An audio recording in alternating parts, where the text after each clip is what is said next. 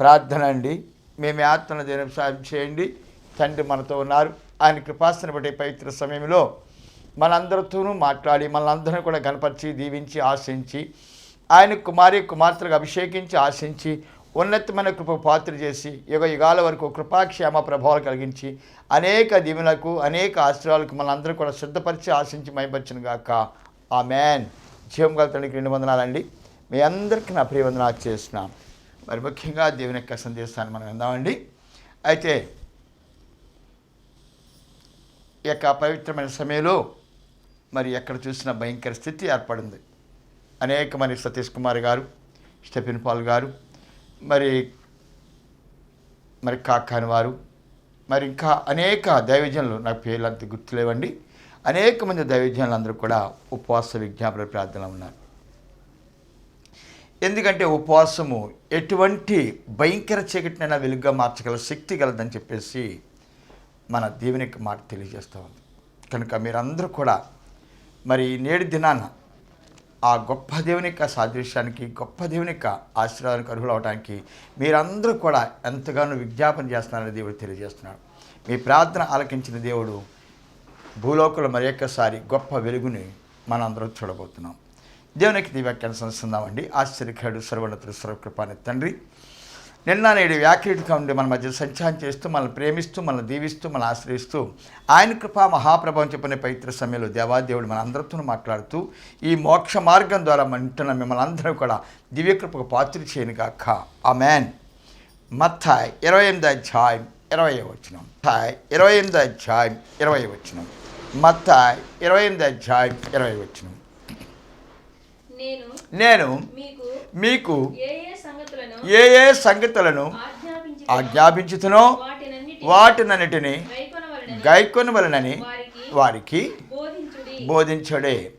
ఇదిగో నేను యుగ సమాప్తి వరకు సదాకాలము మీతో కూడా ఉన్నానని వారితో చెప్పాను. ఈ వాక్యాన్ని దేవుడు వినికిడి రాసించగాక. ఇది యెహోవాకు సర్వీసిన గ్రంథంలో ఈ యొక్క రాత్రి సమయంలో దేవుడు మాట్లాడే మాట, నేను మీతో ఉన్నాను నా ప్రియులారా, నేను మీతో ఉన్నాను నా ప్రియులారా, నేను మీతో ఉన్నాను. దేవుడు స్తోత్రాలండి.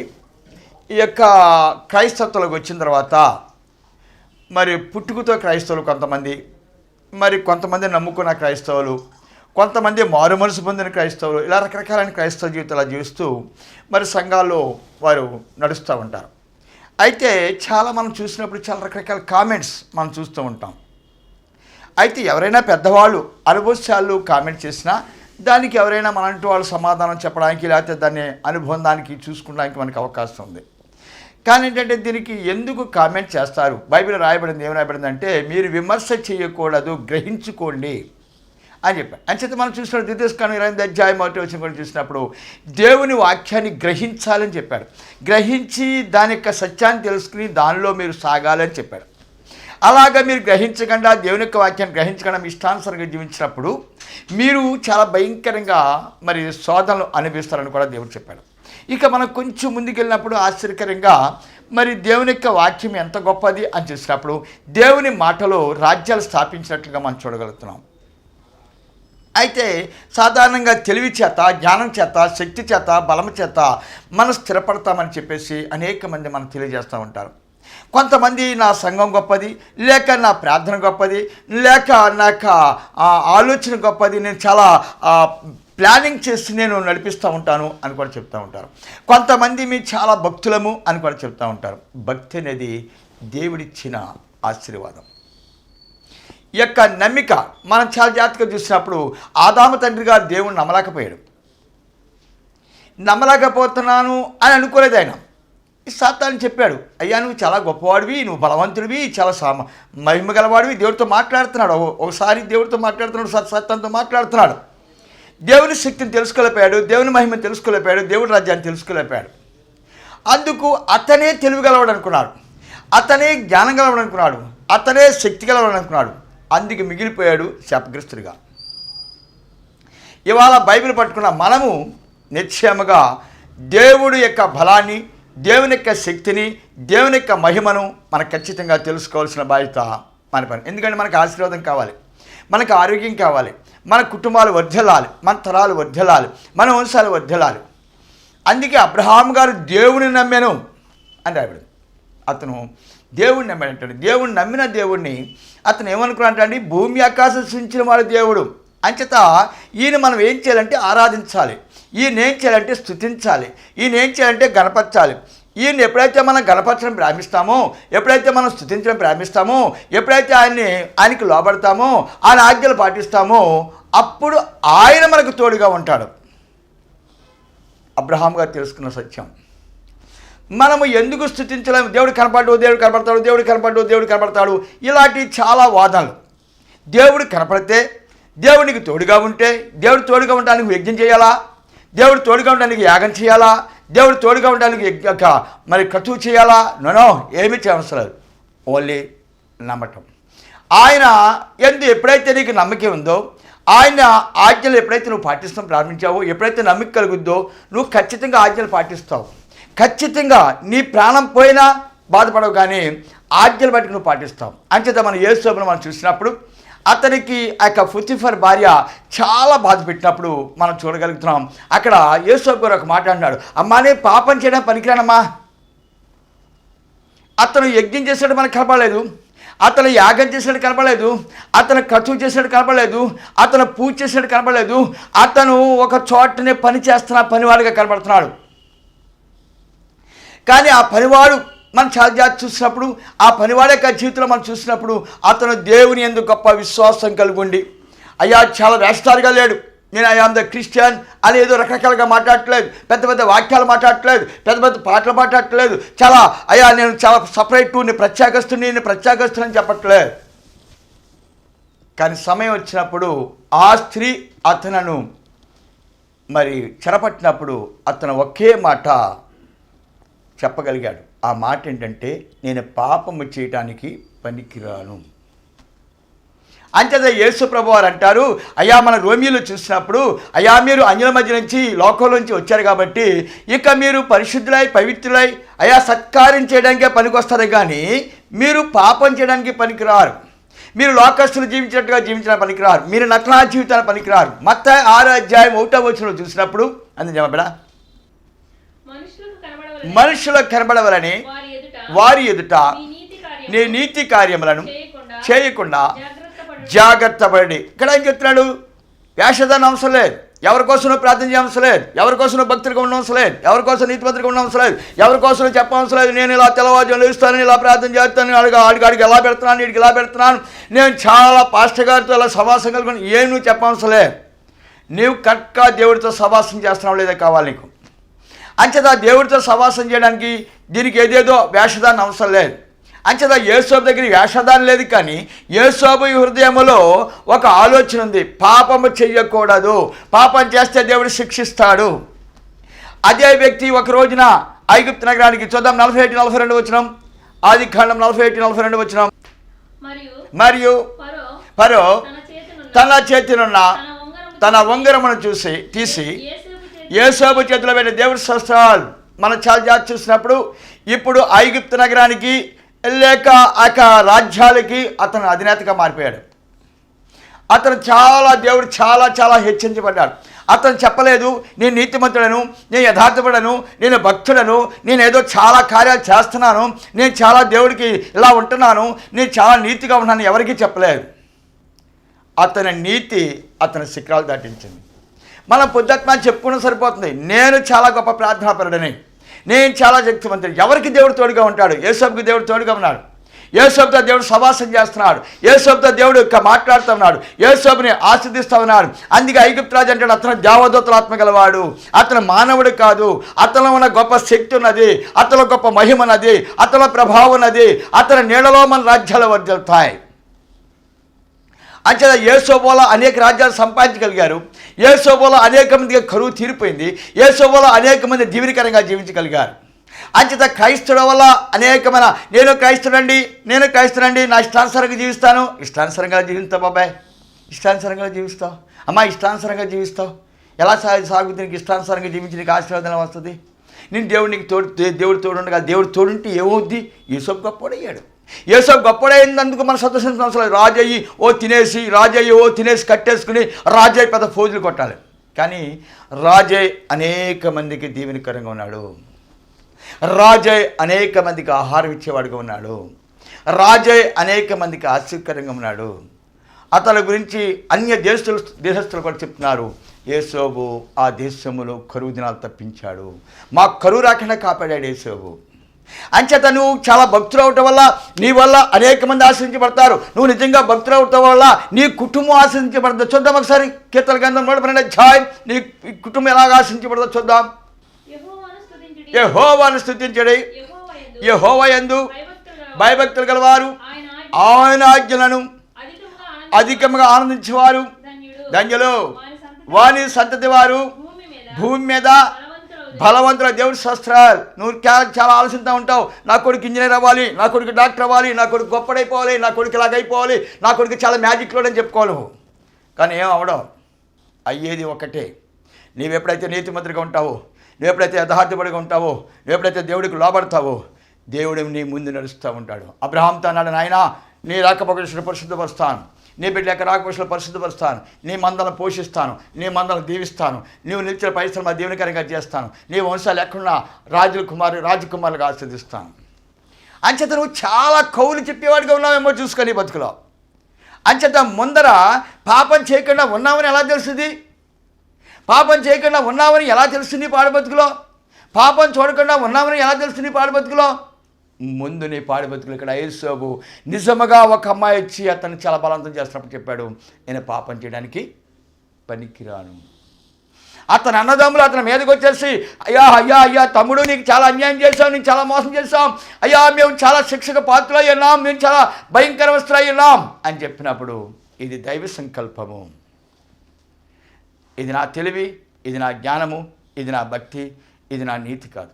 దేవుడు నన్ను ఈ విధంగా ఏర్పాటు చేసుకున్నాడు. ఆ బుద్ధి, ఆ జ్ఞానము, ఆ వివేకము, ఆ యొక్క మహిమ నాకు ఇచ్చాడు. నా వల్ల కుటుంబం పోషించబడుతుంది, నా వల్ల ఆ పిల్లలు పోషించబడుతున్నారు, నేను లేకపోతే కుటుంబం ఏమైనా అయిపోద్ది. ఏమవుద్ది?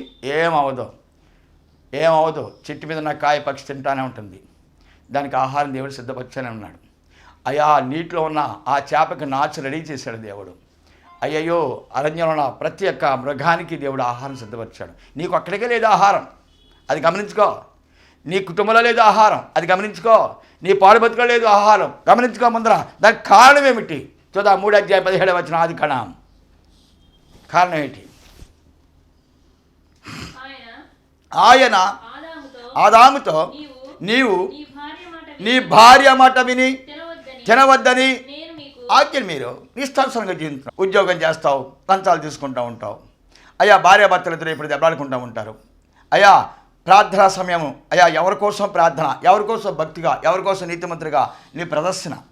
భక్తి అనేది దీపం, దేవుడు వెలిగించిన దీపం. అందుకే ఏబు 42 అధ్యాయం అంటాడు, అయ్యా ఇంతవరకు అవివేకంగా మాట్లాడాను, ఇంతవరకు నేను గుడ్డివాడిగా మాట్లాడాను, ఇంతవరకు అనేకమంది చెప్పగా విన్నాను, కానీ ఇప్పుడు ముఖాముఖిగా నేను చూస్తున్నాను. నన్ను ఇంత గొప్పవాడిని చేయాలని, నన్ను ఇంత బలవంతులను చేయాలని, నన్ను ఇంత గొప్పగా ఆశించాలని, నా పుట్టుకతోనే నన్ను నీతిమంతుడిగా పుట్టించి, నా పుట్టుకతో నన్ను యథార్థవంతుడిగా పుట్టించి, నన్ను భక్తుడిగా చేసి నాకు అన్ని విషయాలు ఆదరించావు. కానీ నేనైతే నేను నమ్మలేకపోయాను, అందుకని చాలా వేదన అనిపించాను. ఇప్పుడైతే సంపూర్ణంగా నమ్మగలుగుతున్నాను. జీవిస్తానా నీ కోసం జీవిస్తాను, మరణిస్తానా నీ కోసం మరణిస్తాను. నీవే నా రక్షకుడివి, నీవే నా విమోచకుడివి. అయ్యా నాకు ఈ యొక్క మార్గం తెలియజేస్తున్నవాడు నీవని చెప్పి ఏవో ప్రార్థిస్తూ ఉన్నాడు. అంచేత నా పిల్లరా, మనం ఈ లోకంలో దేవుడు తోడుగా ఎలా ఉంటాడు?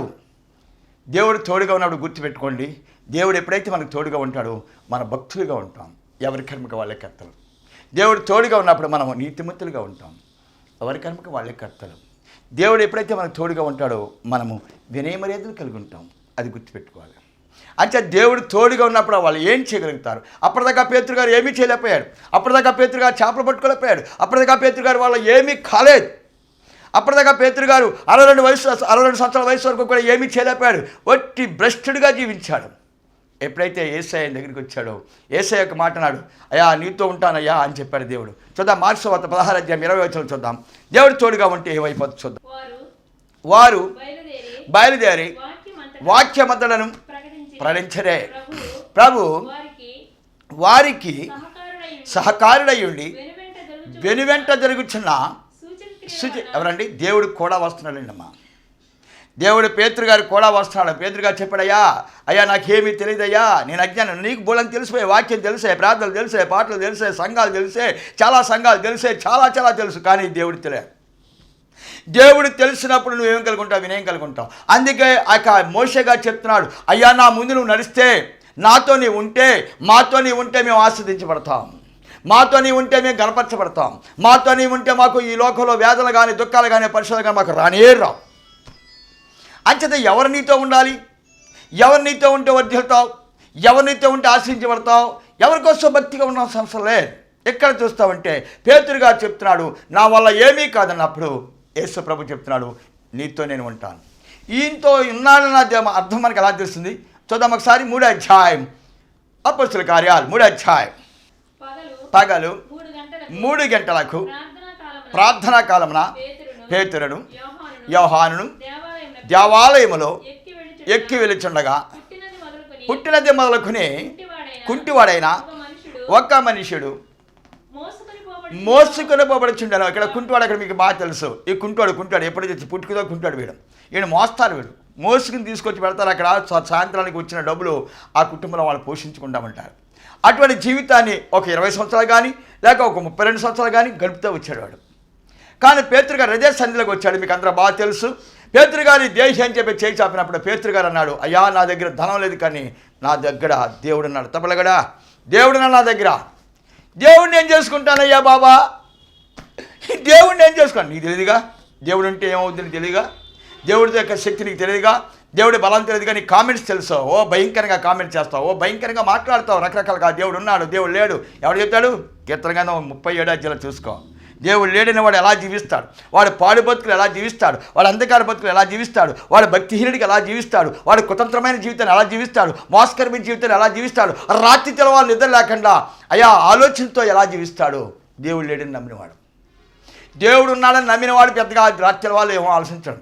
సంతకాలు ప్రార్థన చేసుకున్న తండ్రి, ఒక దినాన్ని ఇచ్చావు, ఈ రాత్రి మళ్ళీ నేను నిద్రలోకి వెళ్తున్నాను, మరొక దినం ఉంటే నాకు ఈ సాన్నిధ్యం దయచేయి ప్రభు. ఇదే ఆఖరి రోజు అనుకో, వచ్చేస్తున్నాను పరలోక రాజ్యంలోకి. నిజమైన భక్తులు చేస్తే, నిజమైన భక్తులు అలసిపోవడం, నిజమైన భక్తులు బరువులు మొదలాడు, నిజమైన భక్తులు ఈ లోకంలో ఎంతో దుఃఖాన్ని అనిపించడం. ఇక్కడ పేతురు గారు చెప్తున్నాడు, నా దగ్గర ధనధాన్యాలు లేవు కానీ, నా దగ్గర భోగభాగ్యాలు లేవు కానీ, నా దగ్గర దేవుడు ఉన్నాడు. అయ్యా దేవుడు అంటున్నావు ఏంటయ్యా నువ్వు? ₹1 ఇమ్మంటే దేవుడు అంటావు ఏంటయ్యా నువ్వు? ₹1 ఇయ్యా, రూపాయి కదే నా దగ్గర ఉన్నది, దేవుడు ఉన్నాడని చెప్తున్నాను. సరే దేవుడే ఏం చెప్తావో చెయ్యి. ఏ స్నాములా కుంటోడు అన్నాడు, కుంటోడు నట్టం ప్రారంభించాడు. తప్పట్లో కొట్టు మనం చూస్తూ ఉంటాం. దినకర్ అన్నయ్య గారు చెప్తూ ఉంటారు. దినకర్ అన్నయ్య గారు జీసస్ కాల్స్లో మనం చూసినప్పుడు అనేక మోగవాళ్ళు, నువ్వు అవ నచ్చో మోగవాళ్ళు మాట్లాడుతూ నేను చూస్తాను. అయ్యా కుంటివాళ్ళు నట్టం నేను చూస్తాను, చెవిటి వాళ్ళు వింటం నేను చూస్తాను, క్యాన్సర్ వ్యాధులు, భయంకర చీకటి వ్యాధులు కూడా మరి దినకర్ అన్నయ్య గారు ప్రార్థన చేస్తుండగా సమస్య పోవడం నేను చూస్తాను. అంచేత ఇక్కడ ఈ పేతురుతో దేవుడు వెళ్ళాడు కనుక అక్కడ అద్భుతాలు చేయడం ప్రారంభించాడు, సూచికలు చేయడం ప్రారంభించాడు. అందుకు దేవుడు ఎప్పుడైతే మన గృహంలో ప్రవేశిస్తాడో మన గృహంలో దరిద్రం రాకుండా కాపాడుతాడు, మన గృహంలో భక్తిహీనులు లేకుండా కాపాడుతాడు, మన గృహంలో దరిద్రం లేకుండా కాపాడుతాడు, మన గృహంలో కలహాలు లేకుండా కాపాడుతాడు, మన గృహము కొండమే కట్టబడ గృహంగా మారిపోతుంది. అందుకు నువ్వు ముందు ఏం చేయాలి? నువ్వేం చేస్తే ఆశ్రయించబడతావు, నువ్వేం చేస్తే దీవించబడతావు. అందుకే మొత్తం 6వ అధ్యాయం 6వ వచనంలో నువ్వు చీకటి గదిలో ఉండి ప్రార్థించావు, నేను నీ దగ్గరికి వస్తాను. అయ్యా దేవుడు వచ్చేసాడు అనుకోండి, దేవుడు వస్తే ఏమవుద్ది? 32వ వచనం చూసినప్పుడు నువ్వేమి నన్ను కోరవసరం లేదు. ఏమి కోరకండి అలా సాగుద్ది, అలా సాగుద్ది. భార్యాభర్తలు ఉండాలి, భార్యాభర్తలకు ఏం కావాలి? పిల్లలకి కావాలి. భార్యాభర్తలకు ఏం కావాలి? లోగిలికి కావాలి. భార్యాభర్తలకు ఏం కావాలి? ఆరోగ్యం కావాలి. భార్యాభర్తలకు ఏం కావాలి? ఈ లోకంలో ఆహారం కావాలి. భార్యాభర్తలకు ఏం కావాలి? చక్కటి దీవెనకరమైన జీవితాన్ని జీవించాలి. భార్యాభర్తలకు ఏం కావాలి? పుత్రపౌత్రాభివృద్ధి పొందుతూ వంశాభివృద్ధి పొందాలి, పరలోక రాజ్యాన్ని ప్రవేశించాలి. అవన్నీ సంసిద్ధపరిచేవాడు. అంచేత మాకేమో అలాగ అవ్వట్లేదండి బ్రదర్, మాకు అలా అవ్వట్లేదని మేము అంటున్నాం కానండి, అవ్వట్లేదని నువ్వు నమ్మలేదు. నీ దగ్గర దేవుడు లేడు, చూసుకో. నీ దగ్గర దేవుడు లేడు, చూసుకో. నీ దగ్గర దేవుడు ఉంటే నువ్వు ఖచ్చితంగా సాక్ష్యం చెప్తావు, నువ్వు గ్యారంటీగా సాక్ష్యం చెప్తావు. దేవుడు నాకు తోడుగా ఉన్నాడు, అయ్యా అంధకారంలో చీకట్లో నన్ను నడిపిస్తున్నాడు, నాకు ఆహారపాలు దీవిస్తున్నాడు, నా కుటుంబాన్ని పోషిస్తున్నాడు, నా కుటుంబాన్ని ఆదరిస్తున్నాడు, కుటుంబాన్ని కట్టేవాడు. ఎంచేదంటే పరమకారణ విందులోకి వెళ్ళినప్పుడు అక్కడ పరమకారణ విందులో కూడా ఆయన వెళ్ళిపోతాడా? చెప్పండి మీరు, దేవుడు వెళ్ళిపోతాడు పరమకారణ విందులో. అక్కడైతే వాడు ద్రాక్షరసం తాగుతుంటే అక్కడైతే పెళ్లి చేసుకుని పెళ్లికాడికి వెళ్ళాడు. ఎందుకు వెళ్ళాడు? ఆ ఇంట్లో లోటు ఉంది. ఎందుకు వెళ్ళాడు? ఆ ఇంట్లో గొప్ప కలహం రాబోతుంది. రెడీ కూర్చున్నాడు. ఎంచుతంటే భక్తికరమైన కుటుంబం అది. వాళ్ళకి ఆ హృదయాలు తెలుసు. వెళ్ళి నీటిని ద్రాక్షరసంగా మార్చాడు. ద్రాక్షరసాంతో వాళ్ళు తృప్తిపరిచాడు. ఈ రోజున నీ ఇంట్లో కూడా ఏమి లోటుగా ఉందో నీకు తెలుసు. నీ ఇంట్లో ఏ వేదన పడుతున్నావో తెలుసు. నీ ఇంట్లో ఏ దుఃఖపడుతున్నావో తెలుసు. నీ ఇంట్లో ఏ విధమైన ఆవేదన అనిపిస్తున్నావో తెలుసు. ముందు నువ్వు దేవుడు నీకు తోడుగా లేడు ఉంటే నువ్వు ఖచ్చితంగా చెప్తావు, తండ్రి నా ఇంటికి యజమాని నువ్వే, నా జీవితానికి చుక్కా నీవే నాయనా, నా ఇంటి అంతటా కూడా భక్తులుగా మార్చే, నా ఇంటి అంతటా కూడా యథార్థులుగా మార్చు. మా ఇంట్లో మేము పాపం చేయకూడదు నాయనా, నీ యందు భయభక్తులు కలిగి ఉండాలి, నీ యందు వినయం కలిగి ఉండాలి. తెల్లవారికి ముందే నీ పాదాల దగ్గర కిలకమని ఆ యొక్క పక్షారావు ఎలా చేస్తున్నాం మేము కూడా అలాగే స్తుతించే భాగ్యం దయచే ప్రభు అని నువ్వు ఖచ్చితంగా ప్రార్థన చేయగల శక్తి నీకు వస్తాయి. అంటే చాలామంది దేవుడు లేడు, దేవుడు ఉన్నాడు. దేవుడు ఉన్నాడు కాబట్టి నేటి వరకు కూడా మహానుభావులు మరి యాంగ్చో గారు అనగా, బిలిగ్రీమ్ గారు అనగా మహానుభావులు మన జీసస్ని ప్రత్యక్షంగా చూపించగలుగుతున్నారు. ఇవాళ బిలిగ్రీమ్ గారి మీటింగ్కి 35 లక్షల మంది వెళ్తారు. నువ్వు నమ్మినా నమ్మకం మనకెందుకండి? జీసస్ వాళ్ళు చెప్పే జీసస్ గురించి చెప్తున్నారు. వాళ్ళు దేని గురించి చెప్పట్లేదు. వాళ్ళు జీసస్ ఏం చేస్తారో చెప్తున్నాడు. జీసస్ మాతో ఉన్నాడు. ఇప్పుడు నీకే పరిశుద్ధాత్మ వచ్చేగాక అని చెప్తున్నాడు. పరిశుద్ధాత్మ వస్తుంది. అయ్యా ఇప్పుడు నీ యొక్క అనారోగ్యం తీసేయబడిగాక అని చెప్తున్నాడు. అనారోగ్యం తీసేబడింది. యేసు ప్రభు వెళ్తున్నాడు. రక్తస్రావం వ్యాధి కలదు చేస్తుంది. అయ్యా నన్ను క్షమించు. ఎందుకమ్మా అలా కంగారు పడుతున్నావు? అయ్యా అయ్యా అయ్యా అయ్యా అయ్యా నేను యుధాస్త్రీని అయి ఉన్నానయ్యా, నేను చాలా గొప్ప ఇంట్లో పుట్టానయ్యా, నా రోగం కోసం చాలా డబ్బులు ఖర్చు పెట్టానయ్యా, సిగ్గు లేకుండా అయ్యా నిన్ను దూషించానయ్యా, నిన్ను అవమానపరిచానయ్యా, అయ్యా నీ సెంగు ముట్టుకున్నానయ్యా, స్వస్థ అయిపోయింది. యేసు మహిమగల దేవుడు. ఎవరి గురించి చెప్తావు నువ్వు? ఎవరి గురించి ఆలోచన చేస్తావు నువ్వు? నీ జీవితంలో ఎవరి గురించి ఆలోచన చేస్తున్నావు? ఎవరి గురించి నువ్వు ఆలోచన చేస్తున్నావు? నీ జీవితంలో నీ తండ్రి యొక్క జీవితంలో పాలు ఎందుకు పొందట్లేదు? అబ్రహాం చెప్తున్నాడు తన కొడుకుని తన మనవడికి ఎక్కేసి, రే బిడ్డ ఇంత ఆస్తి ఉంది, ఇన్ని రకాలుగా సంపాదించాలని చెప్పలేదు. రేయ్ ఈ లోకంలో సుఖజీవనం సాగించాలంటే, ఈ లోకంలో సంతోషంగా ఉండాలంటే, ఈ లోకంలో మీ కుటుంబాలు కట్టబడాలంటే జీవము గల దేవునితో సహవాసం చేయండి. అబ్రహాం గారు చెప్పాలి నేను చాలా ఆశను సంపాదించాలి. అబ్రహాం గారు చెప్పాలి నేను చాలా మీకోసం కష్టపడ్డాను అని చెప్పాలి. ఏం చెప్పలేదు. జీవజల బుగ్గైన దేవునితో సహవాసం చేయండి. మీరు సుఖజీవనం కావాలంటే, మీకు ఆశీర్వాదకరమైన జీవితాన్ని జీవించాలంటే, మీరు ఎక్కడికి వెళ్ళినా దీవెనకరమైన జీవితాన్ని జీవించాలంటే, అందుకే మహాతండ్రి గారు ఇస్సాకు గారు ఎన్నో శ్రమల్లో ఎన్నో వ్యాధుల్లో శత్రువులు అవమానపరిచిన అబ్రహాం దేవుడు ఇస్సాకుని తిరిగి లేవనెత్తుకున్నాడు. యాకోబు దేవుని మోసం చేసి దేవుని అవమానపరిచి లోపలికి వెళ్ళి ఎన్నో శ్రమలు, ఎన్నో దుఃఖాలు, ఎన్నో పరిశోధనలు అయ్యా కుటుంబాన్ని అంతా కూడా దరిద్రమయంగా చేసినప్పటికీ కూడా నా తండ్రి దగ్గర చేరినప్పుడు తిరిగి యాకోబుని ఇశ్రాయేలుగా మార్చాడు. నా ప్రియ చెల్లి, దేవునికి తోడుగా ఉన్నాడా? దేవునికి తోడుగా ఉన్నాడా? ఇంకా నువ్వు మారుమనసు పొందలేదా? ఇంకా నువ్వు లోకాన్ని నమ్ముతున్నావా? ఇంకా ధనాన్ని నమ్ముతున్నావా? నా భర్త తెలివిగలవాడైతే, అయ్యా నేను మా పుట్టింటోళ్ళు నాకు పెడితే అని ఆశ కలుగున్నావా? నా దేవుడు సజీవుడు. ఆమేన్. నాలో నా లోపాలు తీసే నిన్ను నమ్మగల శక్తిని దయచేయను ఆయన, నీ ఆజ్ఞలు పాటించగల శక్తిని దయచేయను ఆయన, నీ ఆజ్ఞానుసారంగా జీవించే శక్తిని దయచేయని. ఏనాడైతే నువ్వు ప్రార్థన చేయడం ప్రారంభిస్తావు తండ్రి నీకు ప్రత్యక్షంగా నీ ఇంటికి యజమానిగా ఉంటాడు. అంచేది ఇంటికి యజమానిగా వచ్చినప్పుడు అయ్యా నీ చంటి పిల్లలు పాలు తాగే పిల్లలు, ఇంకెవరండి నీ యొక్క ఇంట్లో ఉన్న ఆఖరికి కోడి కుక్క కూడా భక్తులుగా మారుతాడు. అంచేత నా పిల్లరా గుర్తుపెట్టుకోండి, దేవుడు ఎక్కడుంటాడు? ఆకాశం మధ్యన ఉంటాడా? దేవుడు చెట్ల మీద అలాడుతూ ఉంటాడా? నో. దేవుడు ఎవరైతే ప్రేమించి దైవాజ్ఞను ఎవరైతే పాటిస్తున్నారో వారితో ఉంటాడు దేవుడు. దానికి గుర్తు ఏంటంటే వాళ్ళు దినదినం ప్రబుద్ధమానం పొందుతూ ఉంటారు. వాళ్ళు నీతియుక్తమైన జీవితాన్ని జీవిస్తూ ఉంటారు. మనుషుల కోసం కాదు, వాళ్ళని వారి ఆశీర్వాదం కోసము, వారి దీవెని కోసము వాళ్ళు నీతిమంతులుగా ఉంటారు. వాళ్ళు భయభక్తులు కలిగి ఉంటారు. వారి ప్రేమ స్వరూపులుగా ఉంటారు. ఎవరి కోసం ప్రదర్శన చేయరు, ఎవరి కోసం భక్తులుగా ఉండరు, ఎవరి కోసం నీతిమంతులుగా ఉండరు. మహాతండ్రి యందు నిత్యము ధ్యానిస్తూ ఉంటారు. తండ్రి నన్ను పాపలోకంలో విడిచిపెట్టద్దు. ఏ లోకాన్ని జయించలేను, ఏ కుటుంబాన్ని జయించలేను, నా పిల్లలని నేను బాగు చేసుకోలేను.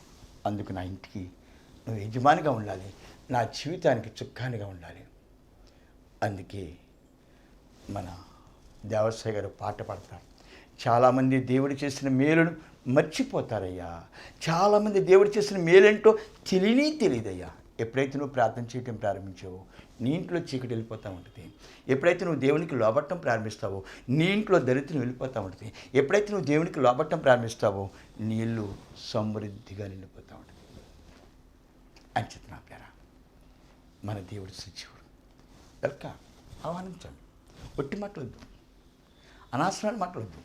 ఆయనకి మీ ఇంట్లో స్థలం ఇవ్వండి. మత్తయి 6:6 చెప్తున్నాడు, నీ ఇంట్లో స్థలమే, నాకు నీ ఇంట్లో స్థలమే, నీ జీవితంలో స్థలమే.